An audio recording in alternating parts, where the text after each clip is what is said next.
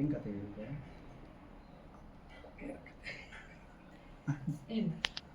ಶ್ರೀ ಗುರುಭ್ಯೋ ನಮಃ. ಹರಿ ಓಂ. ಮೊದಲಿಗೆ ಎಲ್ಲ ಕೆಲಸವನ್ನು ಮಾಡುವುದಕ್ಕಿಂತ ಮುಂಚೆ ಗಣಪತಿಯ ಪೂಜೆಯನ್ನು ಮಾಡಬೇಕು ಅಂತ ಹೇಳಿ ಪ್ರತೀತಿ ಇರುವಂತಹದ್ದು. ಯಾಕೆ ಮೊದಲು ನಮಗೆ ಬರುವಂತಹ ಪ್ರಶ್ನೆ, ಮೊದಲು ಗಣಪತಿ ಪೂಜೆಯನ್ನು ಯಾಕೆ ಮಾಡಬೇಕು, ಅಥವಾ ಗಣಪತಿ ಪೂಜೆಯನ್ನು ಮೊದಲು ಮಾಡುವುದರಿಂದಾಗಿ ನಮಗೆ ಲಾಭ ಏನು, ಮಾಡಲಿಲ್ಲ ಅಂದರೆ ಏನು ನಷ್ಟ, ಇವುಗಳ ಬಗ್ಗೆ ಅದ್ಭುತವಾಗಿ ವರ್ಣನೆಯನ್ನು ಪುರಾಣಗಳಲ್ಲಿ ಮಾಡಿದ್ದಾರೆ. ನಾವು ನೋಡುವಂತಹ ಪುರಾಣಗಳ ಕಥೆಯನ್ನು ಕೇಳುವಂತಹ ರೀತಿ ಹೇಗಿರ್ತದೆ ಅಂತಂದರೆ, ಅದು ಪುರಾಣ ಅಲ್ವಾ, ಇರಲಿ ಅನ್ನುವಂತಹ ರೀತಿಯಲ್ಲಿ ಇರ್ತದೆ. ಒಮ್ಮೆ ಕೇಳಿದರೆ ಅದರಲ್ಲಿ ನಮಗೆ ಬರುವಂತಹ ಆನಂದ ತುಂಬ ಅದ್ಭುತವಾಗಿರ್ತದೆ. ಗಣಪತಿ ದೇವರ ಬಗ್ಗೆ ನಾವು ಕೇಳೋದು ಅಂತಾದರೆ, ಪೂರ್ವದಲ್ಲಿ ಗಣಪತಿ ದೇವರ ಜನನ ಆದ ತಕ್ಷಣವೇ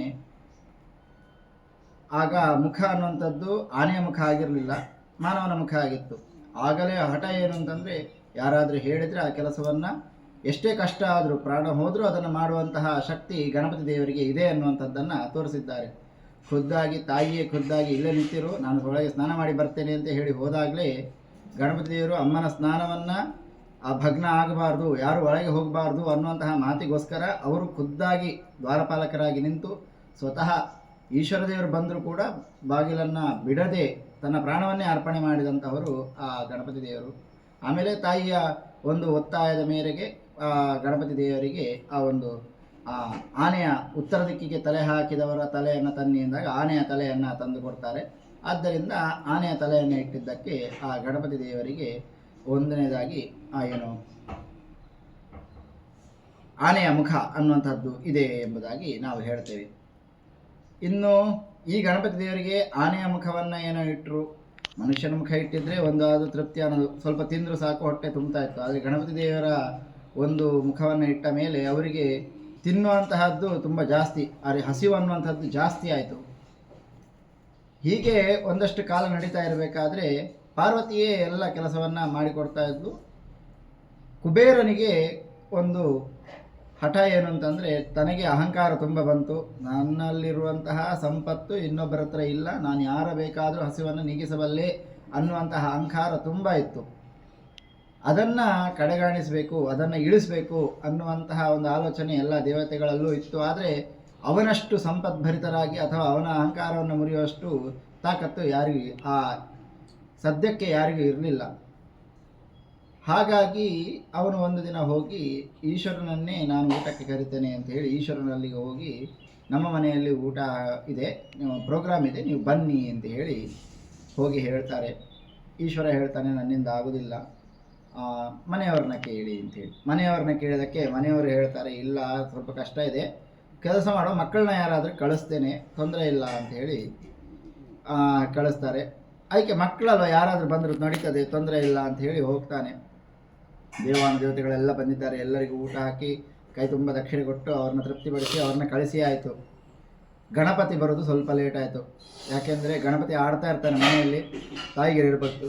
ಹೇಳ್ತಾರೆ ತಾಯಿ, ಕುಬೇರ ಮಾಮನ ಮನೆಯಲ್ಲಿ ಊಟ ಇದೆ, ಹೋಗಬೇಕಂತೆ ಅಂತ ಹೇಳಿ. ಅದಕ್ಕೆ ಮೊದಲಿಗೆ ಇಲ್ಲಿಂದ ಕರ್ಕೊಂಡು ಮೊದಲು 11:30 ಅಷ್ಟೊತ್ತಿಗೆ ಹೊರಟಾಯಿತು ಕುಬೇರನ ಅಲ್ಲಿಗೆ ಹೋಗಬೇಕು ಅಂತೇಳಿ. ಕುಬೇರನ ಹತ್ರ ಹೋಗಿ ಅಲ್ಲಿರುವಂತಹ ಆದರ ಆತಿಥ್ಯಗಳನ್ನೆಲ್ಲ ಸ್ವೀಕಾರ ಮಾಡಿ, ಕೊನೆಗೆ ಫಸ್ಟಿಗೆ ಕೂಡದೆ ಎಲೆ ಮುಂದೆ ಕೂತು ಊಟ ಹಾಕಪ್ಪ ಅಂತೇಳಿ ಎಲ್ಲ ದೇವತೆಗಳಿಗೂ ಊಟ ಆಗ್ತಾ ಇದೆ. ಹಾಗೆ ಇವನಿಗೂ ಅದೇ ಪಂಕ್ತಿಯಲ್ಲಿ ಊಟ ಹಾಕ್ತಾರೆ. ಇವನು ಊಟ ಶುರು ಮಾಡ್ತಾನೆ. ಎಲ್ಲ ದೇವತೆಗಳು ಊಟ ಆಯಿತು, ಎದ್ದು ಹೊರಡಬೇಕು ಅನ್ನೋ ಅಷ್ಟೊತ್ತಿಗೆ ಗಣಪತಿಗೆ ಊಟನೇ ಮುಗಿದಿಲ್ಲ. ಇನ್ನು ಗಣಪತಿಗೆ ಇನ್ನೂ ಹೊಟ್ಟೆ ಹಸಿತಾನೇ ಇದೆ. ಅವನು ಕೇಳ್ತಾ ಇದ್ದಾನೆ, ಇನ್ನೂ ತಂದು ಹಾಕಿ ಅಂತೇಳಿ. ಅಡುಗೆ ಮನೆಯಲ್ಲಿ ಅಡುಗೆ ಭಟ್ರಿಗೆ ಕೊಪ್ಪರಿಗೆಯಲ್ಲಿ ಮಾಡಿದ್ದೆಲ್ಲ ಖಾಲಿ ಆಯಿತು. ಅಡುಗೆ ಮನೆ ಸ್ಟೋರ್ ರೂಮು ಎಲ್ಲ ಖಾಲಿ ಆಯಿತು. ಏನೂ ಸಿಗ್ತಾನೆ ಇಲ್ಲ. ಗಣಪತಿಗೆ ತುಂಬ ಸಿಟ್ಟು ಬಂತು. ನನಗೆ ತುಂಬ ಹೊಟ್ಟೆ ಹಸಿತಾ ಇದೆ, ನನಗೆ ಇನ್ನೂ ಸಾಕಾಗಲಿಲ್ಲ, ಇನ್ನೂ ಬೇಕು ಅಂತೇಳಿ. ಇದ್ದ ಬದ್ದ ಖಾದ್ಯ ಪದಾರ್ಥಗಳು ಎಲ್ಲವೂ, ಅನ್ನ ಸಾರು ಹುಳಿ ಸಾಂಬಾರು ಎಲ್ಲ ಖಾಲಿ ಆಯಿತು.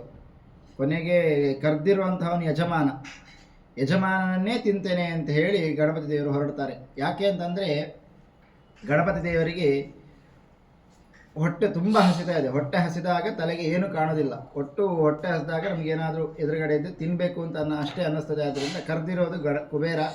ಕುಬೇರ ಕರೆದಿದ್ದಾನೆ, ಅವನೇ ನನ್ನ ಹೊಟ್ಟೆಯನ್ನು ನೀಗಿಸಬೇಕು ಅಂತ ಹೇಳಿ, ಕುಬೇರ ನಿನ್ನನ್ನೇ ನಾನು ತಿಂತೇನೆ ಆಗಲೇ ಹೊಟ್ಟೆ ನೀಗಬಹುದೇನೋ ಅಂತೇಳಿ ಅಷ್ಟು ತುಂಬ ಭಯಾನಕವಾದಂತಹ ರೂಪದಲ್ಲಿ ಗಣಪತಿ ದೇವರು ಕುಬೇರನ ತಿನ್ನಲಿಕ್ಕೆ ಅಂತ ಹೋಗ್ತಾರೆ. ಕುಬೇರ ಓಡ್ತಾನೆ, ಓಡಿ ಮೊದಲಿಗೆ ಈಶ್ವರನ ಹತ್ರ ಹೋಗ್ತಾನೆ, ಇಂದ್ರನ ಹತ್ರ ಹೋಗ್ತಾನೆ, ಎಲ್ಲ ದೇವತೆಗಳ ಹತ್ರ ಹೋಗ್ತಾನೆ. ನಮ್ಮಿಂದ ಅದಕ್ಕೇನು ಏನು ಔಷಧಿ ಇಲ್ಲ, ನೀನೇನಾದ್ರು ಬೇಕಾದರೆ ಬೇರೆ ಏನಾದರೂ ಮಾಡೋದಾದ್ರೆ ಪಾರ್ವತಿ ಹತ್ರ ಹೋಗಿ ಹೇಳು. ಯಾಕಂದರೆ ತಾಯಿಯ ಮಾತು ಮಗು ಕೇಳ್ತಾನೆ, ಕೊನೆಯ ಮಗ ಅವನು, ತಾಯಿಯ ಮಾತು ಕೇಳ್ತಾನೆ. ತಾಯಿ ಹತ್ರ ಹೋಗಿ ಹೇಳು ಅಂತಂದಾಗ ತಾಯಿ ಹತ್ರ ಹೋಗಿ ಹೇಳ್ತಾನೆ, ಪಾರ್ವತಿ ಹತ್ರ ಹೋಗಿ ಕ್ಷಮೆಯನ್ನು ಕೇಳ್ತಾನೆ. ನನಗೆ ತುಂಬ ಅಹಂಕಾರ ಇತ್ತು, ಇವತ್ತು ಅಹಂಕಾರ ಇಳಿದಿದೆ, ನನ್ನ ಹತ್ರ ಏನೂ ಇಲ್ಲ, ಅವನಿಗೆ ಹೊಟ್ಟೆ ತುಂಬಿಸ್ಲಿಕ್ಕೆ ಆಗಲೇ ಇಲ್ಲ, ಅದಕ್ಕೆ ಏನಾದರೂ ಒಂದು ಪರಿಹಾರ ಮಾಡಿ, ಇಲ್ಲ ಅವನೇ ನನ್ನನ್ನು ತಿಂದು ಬಿಡ್ತಾನೆ ಅಂತ ಹೇಳಿ ತುಂಬ ಭಯಪಡ್ತಾರೆ. ಅದನ್ನು ಕೇಳಿದಾಗ ಪಾರ್ವತಿ ಹೇಳ್ತಾಳೆ, ಅದಕ್ಕೆ ಅಹಂಕಾರ ಅನ್ನುವಂಥದ್ದು ಇರಲೇಬಾರ್ದು. ಚೂರ ಅಹಂಕಾರ ಬಂದರೂ ಕೂಡ ಅದಕ್ಕೆ ಮೊದಲು ಅಹಂಕಾರ ಮುರಿಲಿಕ್ಕೆ ಬರುವಂತಹ ಮೊದಲನೇ ವ್ಯಕ್ತಿಯೇ ಅದು ಗಣಪತಿ. ಅದನ್ನು ಮೊದಲು ತಿಳ್ಕೊ, ಯಾವುದೇ ಕಾರಣಕ್ಕೂ ಅಹಂಕಾರ ಪಡಬೇಡ, ಗಣಪತಿ ಬಂದಮೇಲೆ ನಾನು ವಿಚಾರಿಸ್ತೇನೆ ಅಂತ ಹೇಳ್ತಾರೆ. ಇತ್ತ ಗಣಪತಿ ಇಲಿಯ ಮೇಲೆ ಕೂತು ಬರ್ತಾ ಇದ್ದಾನೆ ಕುಬೇರನನ್ನು ತಿನ್ನಬೇಕು ಅಂತ ಹೇಳಿ. ಬರುವಂತಹ ದಾರಿಯಲ್ಲಿ ಅವತ್ತು ಏನಾಗಿದೆ, ಬರುವ ದಾರಿಯಲ್ಲಿ ಆ ಗಣಪತಿಯ ಹೊಟ್ಟೆ ಭಾರದಿಂದ ಅದು ಎಲ್ಲ ಚೆಲ್ಲಿ ಹೋಯಿತು, ಹೊಟ್ಟೆ ಬಿರಿದು ಎಲ್ಲ ಚೆಲ್ಲಿ ಹೋಯಿತು, ಲಾಡು ಎಲ್ಲ ಅಲ್ಲೆಲ್ಲ ಬಿದ್ದಿದೆ. ಎಲ್ಲ ಸೇರಿ ಕಟ್ಟಿ ಮತ್ತೆ ಪುನಃ ಹೊಟ್ಟೆಗೆ ಹಾಕ್ಕೊಂಡು ಮತ್ತೆ ಅಲ್ಲೇ ಹೋಗ್ತಿದ್ದ ಒಂದು ಸರ್ಪವನ್ನು ತೆಗೆದು ಅದರ ಹೊಟ್ಟೆಗೆ ಹಾಕಿ ಕಟ್ಟಿ ಹೋಗಬೇಕು ಅನ್ನೋಷ್ಟರಲ್ಲಿ ಅಲ್ಲಿ ಮೇಲ್ಗಡೆ ಚಂದ್ರ ನಗ್ತಾ ಇರ್ತಾನೆ. ಇದನ್ನೆಲ್ಲ ನೋಡಿ ಚಂದ್ರ ನಕ್ಕಿದಾಗ ಅದನ್ನು ನೋಡಿ ಗಣಪತಿಗೆ ತುಂಬ ಮುಜುಗರ ಆಯಿತು. ಅವನು ಹೇಳ್ತಾನೆ, ಇನ್ನು ಮೇಲೆ ರಾತ್ರಿ ಹೊತ್ತು ನಿನ್ನನ್ನು ಚೌತಿಯ ದಿವಸ ಯಾರು ನೋಡ್ತಾರೋ ಅವರಿಗೆ ಕಳ್ಳತನದ ಆಪಾದನೆ ಬರಲಿ ಅಂತ ಹೇಳಿ ಆ ಶಾಪವನ್ನು ಕೊಟ್ಟು ಅವನು ಮತ್ತೆ ವಾಪಸ್ ಕೈಲಾಸಕ್ಕೆ ಬರ್ತಾನೆ. ಕೈಲಾಸಕ್ಕೆ ಬಂದಾಗ ತಾಯಿ ಹತ್ರ ಬಂದು ದೂರ ಹೇಳ್ತಾನೆ, ಹೀಗೆ ಅಲ್ಲಿ ಹೊಟ್ಟೆ ತುಂಬಲಿಲ್ಲ, ಏನು ಮಾಡಲಿ ಅಂತೇಳಿ. ಆಗ ತಾಯಿ ಹೇಳ್ತಾರೆ, ಇಲ್ಲ ಅಲ್ಲಿ ಒಳಗೆ ಹೋಗು, ಅಲ್ಲಿ ನಿಮಗೆ ಬೇಕಾಗಿದ್ದೆಲ್ಲ ಮಾಡಿಟ್ಟಿದ್ದೇನೆ ಅಂತೇಳಿ ಹೇಳ್ತಾರೆ.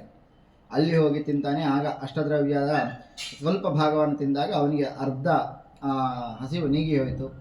ಆಮೇಲೆ ಇನ್ನೂ ತಿಂದಿದ್ದು ಅಷ್ಟು ಹಸಿವು ಅಂತ ಹೇಳಿ ತಿಂದಿದ್ದೆಲ್ಲ ಸೇರಿದಾಗ ಅದೇನಾಯಿತು, ತುಂಬ ಅಜೀರ್ಣ ಆಗಿತ್ತು.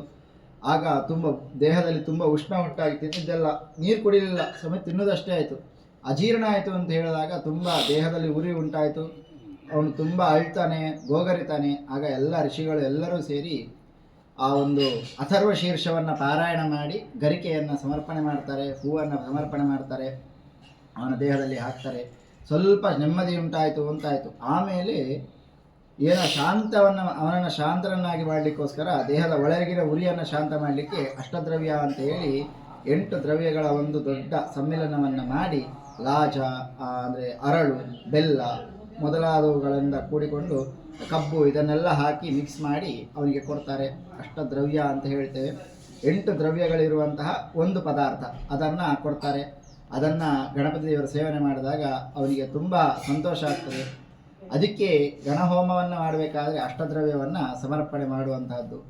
ಇನ್ನೂ ತುಂಬ ಅದ್ಭುತವಾಗಿ ಅಂತಂದರೆ ಕೆಲವರು ಒಂದೊಂದು ಪದಾರ್ಥಗಳಿಂದಾಗಿ ಹೋಮವನ್ನು ಮಾಡ್ತಾರೆ. ಕೆಲವರು ಬರೀ ಅರಳಿಂದ ಹೋಮ ಮಾಡ್ತಾರೆ, ಕೆಲವರು ಬರೀ ಮೋದಕದಿಂದ ಹೋಮವನ್ನು ಮಾಡ್ತಾರೆ, ಕೆಲವರು ಬರೀ ಅರಳುಗಳಿಂದಾಗಿ ಪೂಜೆಯನ್ನು ಮಾಡುವಂತಹದ್ದು ನಾವು ನೋಡಿದ್ದೇವೆ. ಈ ರೀತಿಯಾಗಿರುವ ಕೆಲವರು ಪರಮಾನ್ನಗಳಿಂದ ಪೂಜೆಯನ್ನು ಮಾಡ್ತಾರೆ ಅಂತೇಳಿ ಒಂದೊಂದು. ಈಗ ನಾವು ಅದನ್ನು ಹೇಗೆ ಮಾಡಬೇಕು, ಯಾವಾಗ ಮಾಡಬೇಕು ಅಂತಂದರೆ, ದೇಹಕ್ಕೆ ಶೀತ ಆದಾಗಲೇ ನಾವು ಡೋಲೋ 650 ತಗೊಳ್ಳೋದಾ, ಅಥವಾ ಜ್ವರ ಬಂದಾಗ 60-50 ತಗೊಳ್ಳೋದಾ, ಕಾಲು ನೋವು ಅಂತೇಳಿ ಡೋಲೋ 650 ತಗೊಂಡ್ರೆ ಸರಿ ಆಗ್ತದಾ?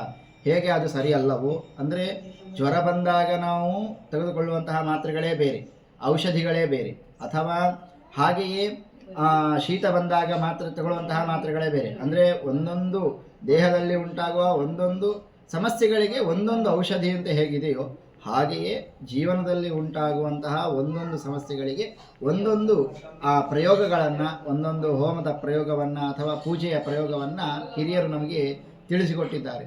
ನಾವು ಹೀಗೆ ಮಾಡಬೇಕು, ಹಾಗೇ ಮಾಡಬೇಕು ಅನ್ನುವಂತಹ ಸಂಕಲ್ಪವನ್ನು ಇಟ್ಟುಕೊಳ್ಳುವುದಕ್ಕಿಂತಲೂ ಹೇಗೆ ಇರಬೇಕು ಅಂತಂದರೆ, ಹಿರಿಯರು ಹೇಳಿರ್ತಕ್ಕಂತಹ ಸಂಪ್ರದಾಯಬದ್ಧವಾಗಿ ಬಂದಿರತಕ್ಕಂತಹದ್ದನ್ನು ನಾವು ಮಾಡ್ತಾ ಹೋದರೆ ಅದು ತುಂಬ ಒಳ್ಳೆಯ ವಿಚಾರ ಅನ್ನುವಂತಹದ್ದು ಈ ಗಣಪತಿ ದೇವರು ನಮಗೆ ತಿಳಿಸಿಕೊಡ್ತಾರೆ. ಇನ್ನೂ ತುಂಬ ಅದ್ಭುತವಾದಂತಹ ಕಥೆ ಅಂತಂದರೆ, ಗಣಪತಿ ದೇವರು ನಮಗೆ ತಿಳಿಸಿಕೊಡೋದು ತಂದೆ ತಾಯಿಗಳು ಜಗತಪಿತರೋ ಒಂದೇ ಪಾರ್ವತಿ ಪರಮೇಶ್ವರವು ಅನ್ನುವಂತಹದ್ದನ್ನು ಸಾರಿ ಹೇಳಿದ್ದಾರೆ. ಯಾಕೆ ಅಂತಂದರೆ,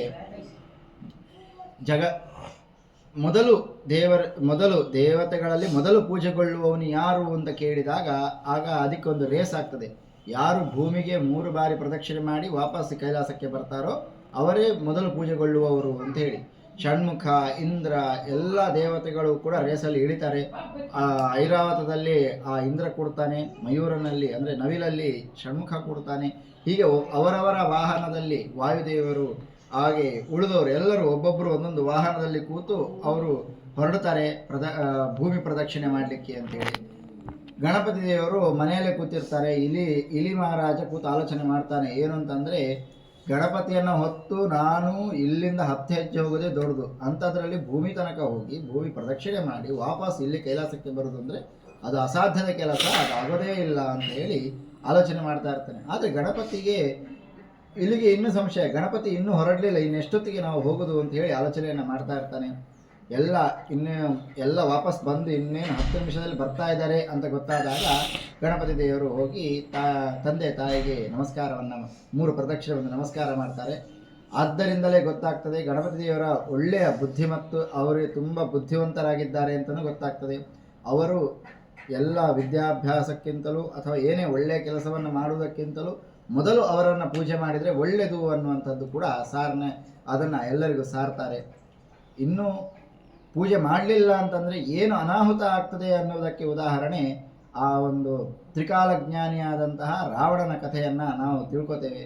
ರಾವಣ ಎಷ್ಟು ಅದ್ಭುತವಾದಂತಹ ವ್ಯಕ್ತಿ ಅಂತಂದರೆ, ಅವನು ತ್ರಿಕಾಲ ಜ್ಞಾನಿಯಾಗಿದ್ದ, ಬ್ರಾಹ್ಮಣನ ಮಗನಾಗಿದ್ದ, ಋಷಿಯ ಮಗನಾಗಿದ್ದ.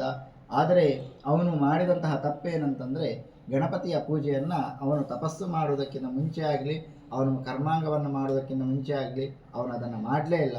ಆದ್ದರಿಂದ ಆತ್ಮಲಿಂಗವನ್ನು ಏನೋ ಸಂಪಾದನೆ ಮಾಡಿ ಕೈಲಾಸದಿಂದ ಬರ್ತಾ ಗೋಕರ್ಣದ ತನಕ ಬಂದವನು ಗೋಕರ್ಣದಲ್ಲಿ ಸಂಧ್ಯಾವಂದನೆಗೆ ಅಂತ ಹೇಳಿ ಆ ಆತ್ಮಲಿಂಗವನ್ನು ನೆಲಕ್ಕೆ ಇಟ್ಟರೆ ಅಲ್ಲೇ ಪ್ರತಿಷ್ಠೆಯಾಗಿ ಹೋಗ್ತದೆ. ಕೈಲಾಸಕ್ಕೆ ಶ್ರೀಲಂಕಾಕ್ಕೆ ತಗೊಂಡೋಗಿ ಅಲ್ಲಿ ಪ್ರತಿಷ್ಠೆ ಮಾಡಬೇಕು ಅಂತ ಹೇಳಿ ಇದ್ದವನವನು. ಆದರೆ ಕೊನೆಗೆ ಏನಾಗ್ತದೆ ಅಂತಂದರೆ, ಸಂಧ್ಯಾವಂದನೆ ಮಾಡಬೇಕು ಅಂತ ಹೇಳಿ ಒಬ್ಬ ಹುಡುಗನ ಕೈಯಲ್ಲಿ ಆತ್ಮಲಿಂಗವನ್ನು ಕೊಟ್ಟು ಕೆಳಗೆ ಇಡಬೇಡ, ನಾನು ಈಗ ಬರ್ತೇನೆ ಅಂತ ಹೇಳಿ ಸಂಧ್ಯಾವಂದನೆಗೆ ಅಂತ ಹೇಳಿ ಸಮುದ್ರ ಕಡೆಗೆ ಹೋಗಿ ಸಂಧ್ಯಾವಂದನೆ ಮಾಡ್ತಾನೆ. ಆದರೆ ಈ ಕಡೆ 3 ಬಾರಿ ರಾವಣ ರಾವಣ ರಾವಣ ಅಂತ ಕರೆದ್ರೂ ರಾವಣ ಬರಲಿಲ್ಲ ಅಂತ ನೋಡಿ ಆ ಪುಟ್ಟ ಬಾಲಕ ಆತ್ಮಲಿಂಗವನ್ನು ನೆಲದಲ್ಲಿ ಇಡ್ತಾನೆ. ಇದನ್ನು ನೋಡಿ ಅಲ್ಲಿಂದ ದೂರದಲ್ಲೇ ನೋಡ್ತಾ ಇದ್ದಂತಹ ರಾವಣ ಅಲ್ಲೇ ಜಪ ಮುಗಿಸಿ ವಾಪಸ್ ಬರುವಷ್ಟರಲ್ಲಿ ಆತ್ಮಲಿಂಗವನ್ನು ಪ್ರತಿಷ್ಠೆ ಮಾಡಿಯಾಗಿತ್ತು. ಇದನ್ನು ನೋಡಿ ಅವನಿಗೆ ತುಂಬ ಬೇಸರ ಆಗ್ತದೆ. ಆ ಲಿಂಗವನ್ನು ಎತ್ತಲಿಕ್ಕೆ ತುಂಬ ಪ್ರಯತ್ನ ಪಡ್ತಾನೆ, ಅದಾಗೋದೇ ಇಲ್ಲ. ಕೊನೆಗೆ ಆಲೋಚನೆ ಮಾಡ್ತಾನೆ, ಯಾಕೆ ಹೀಗಾಯಿತು, ಏನು ಕತೆ ಅಂತೆಲ್ಲ ಹೇಳಿ ವಿಚಾರ ಮಾಡಿದಾಗ ಎಲ್ಲರೂ ಬಂದು, ಋಷಿಗಳು ಅವರು ಇವರು ಎಲ್ಲರೂ ಬಂದು ಹೇಳ್ತಾರೆ, ಏನೂ ಇಲ್ಲ, ಸಣ್ಣ ಕೆಲಸ ಮಾಡಿದ್ದು ನೀನು. ಏನಂತಂದರೆ ಗಣಪತಿ ಪೂಜೆ ಮಾಡಲೇ ಇಲ್ಲ, ಮತ್ತು ಎಲ್ಲ ಕೆಲಸವನ್ನು ತುಂಬ ಚೆನ್ನಾಗಿ ಮಾಡಿದ್ದೀಯ. ಎಲ್ಲರಿಗಿಂತಲೂ ಮೊದಲು ಪೂಜೆಗೊಳ್ಳುವವನು ಗಣಪತಿ, ಅವನೇ ವಿಘ್ನಕರ್ತ ಮತ್ತು ವಿಘ್ನಹರ್ತ. ನೀನು ಅವನ್ನ ಮರೆತು ಬಿಟ್ಟರೆ ಅವನೇ ವಿಘ್ನವನ್ನು ಉಂಟು ಮಾಡ್ತಾನೆ, ನೀನು ಅವನ್ನ ಮರೀಲಿಲ್ಲ ಅಂತ ಅಂದರೆ ಅವನೇ ವಿಘ್ನವನ್ನೆಲ್ಲ ನಾಶ ಮಾಡ್ತಾನೆ ಅಂತ ಹೇಳಿ, ಇದಕ್ಕೋಸ್ಕರವಾಗಿ ಗಣಪತಿಯನ್ನು ಮೊದಲು ಪೂಜೆ ಮಾಡಬೇಕು. ಯಾಕೆಂದರೆ ಇಲ್ಲ, ಗಣಪತಿ ದೇವರೇ ಯಾವುದೋ ಒಂದು ರೂಪದಲ್ಲಿ ಬಂದು ಎಲ್ಲ ಕೆಲಸ ಮಾಡಲಿಕ್ಕೆ ಹೊರಟಂತಹ ಅಷ್ಟು ಕೆಲಸಕ್ಕೆ ಆ ಒಂದು ತರ್ಪಣ ಬಿಟ್ಟ ಹಾಗೆ ಏನು ಕೆಲಸ ಮಾಡಿದ್ದು ಎಲ್ಲ ವ್ಯರ್ಥ ಅಂತ ಆಗ್ತದೆ ಅನ್ನುವಂಥದ್ದನ್ನು ಗಣಪತಿ ದೇವರಲ್ಲಿ ಸಾರಿ ತೋರಿಸ್ತಾರೆ. ಹೀಗೆ ಮೊದಲನೇ ಕಥೆಯಲ್ಲಿ ನಮಗೆ ಗೊತ್ತಾಗೋದು, ಯಾವುದೇ ಕಾರಣಕ್ಕೂ ನಮ್ಮಿಂದ ನಾವು ಅಂತ ಹೇಳಿ ಅಹಂಕಾರವನ್ನು ಪಡಲೇಬಾರದು. ಇಲ್ಲ ಅಂತಂದರೆ ಅದನ್ನು ಮುರಿಲಿಕ್ಕೆ ಅಂತಲೇ ಮೊದಲನೆಯ ವ್ಯಕ್ತಿಯೇ ಗಣಪತಿ, ಅವನೇ ಬಂದು ನಿಲ್ತಾನೆ. ಎರಡನೆಯ ಕೆಲಸ, ಗಣಪತಿಯನ್ನು ಸ್ತೋತ್ರ ಮಾಡಿ ಒಂದ್ಸಲಿ ಆದರೂ ಪ್ರಾರ್ಥನೆ ಮಾಡಿ ಗಣಪತಿ ದೇವರೇ ನೀವೇ ಮುನ್ನಡೆಸಬೇಕು ಅಂತ ಹೇಳಿ ಆಲೋಚನೆ ಮಾಡಿದರೆ ಆವಾಗ ಕೆಲಸಗಳೆಲ್ಲವೂ ತುಂಬ ಅದ್ಭುತವಾಗಿ ನಡೀತದೆ. ಇಲ್ಲದೇ ಇದ್ದರೆ ಗಣಪತಿ ರಾವಣನ ಆತ್ಮಲಿಂಗದ ಕಥೆಯ ಹಾಗೆ ಮೊದಲು ಅಡ್ಡ ನಿಲ್ಲುವಂತಹ ವ್ಯಕ್ತಿ ಗಣಪತಿ ವಿಘ್ನಕರ್ತ ವಿಘ್ನಹರ್ತ ಅಂತ ಹೇಳಿ ನಾವು ಅದನ್ನು ಹೇಳ್ತೇವೆ. ಅದಕ್ಕೋಸ್ಕರವೇ ಮಂಗಳ ದ್ರವ್ಯಗಳಲ್ಲಿ ಆನೆಯೂ ಒಂದು ಸೇರ್ತದೆ.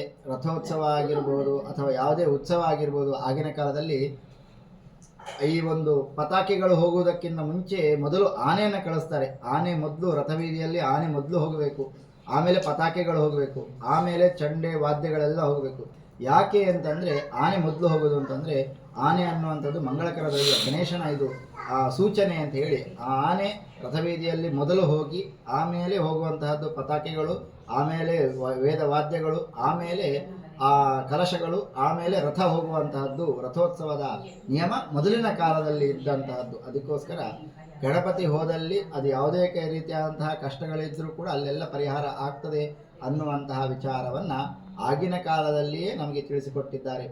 ಹಾಗಾಗಿ ಗಣಪತಿಯ ಪೂಜೆ ಮಾಡುವಂತಹದ್ದು ಅತ್ಯಂತ, ಅಂದರೆ ಗಣಪತಿ ಅಂತ ಹೇಳಿ ಯಾಕೆ ಹೆಸರು ಅಂತಂದರೆ ಈಶ್ವರನ ಗಣಗಳೆಲ್ಲ ಏನಿದೆ ಆ ಎಲ್ಲ ಗಣಗಳು, ಯಾವುದೇ ಗಣಗಳ ಎಲ್ಲ ಗಣಗಳಿಗೂ ಅವನು ಒಡೆಯನಾಗಿದ್ದಾನೆ.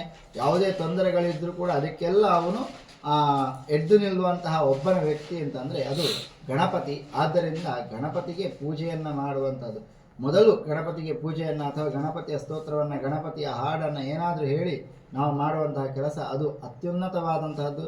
ಅದು ಯಾವುದೇ ತೊಂದರೆಗಳು ನಮಗೆ ಬರ್ತದೆ ಅಂತ ಅನಿಸಿದ್ರು ಕೂಡ ಆ ತೊಂದರೆಗಳು ಬರುವುದಕ್ಕಿಂತ ಮುಂಚೆನೇ ಅದು ಹೋಗಿರ್ತದೆ. ಯಾಕೆಂದರೆ ಅದನ್ನು ನಿವಾರಣೆ ಮಾಡುವಂತಹ ಶಕ್ತಿ ಅದು ಗಣಪತಿಯಲ್ಲಿಯೇ ಇದೆ ಎನ್ನುವಂತಹದ್ದು ತುಂಬ ಸೋಜಿಗದ ವಿಚಾರ ಅಂತ ಹೇಳಿ ಶ್ರೀಕೃಷ್ಣ ಅರ್ಪಣೆ.